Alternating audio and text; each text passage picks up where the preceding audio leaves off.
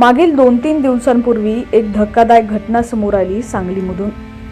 सांगली जिल्ह्याला हदरवणाऱ्या साधना खून प्रकरणातील आरोपी धोंडीराम भोसले याला गुरुवारी न्यायालयासमोर हजर करण्यात आलं।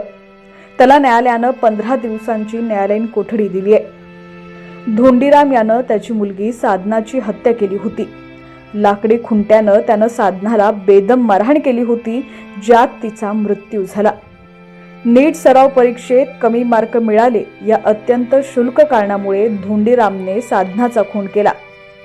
सांगलीतील आटपाडी तालुक्यातील नेलकरंजी गावात ही घटना घडली। साधना ही अत्यंत हुशार मुलगी होती।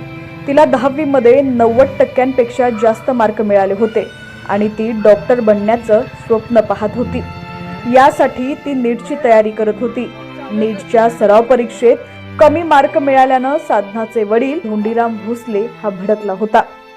धोंडीराम हा शिक्षक असून त्याला सराव परीक्षेत मुलीला कमी मार्क मिळाल्याचं सहन झालं नव्हतं। रागाच्या भरात त्यानं साधनाला लाकडाच्या खुंट्यानं मारायला सुरुवात केली होती। बापाचं हैवानी रूप पाहून साधना घाबरली होती। मला मारू नका, मी पुढच्या वेळी चांगला अभ्यास करेन, मला एक संधी द्या असं म्हणत गयावया केली होती।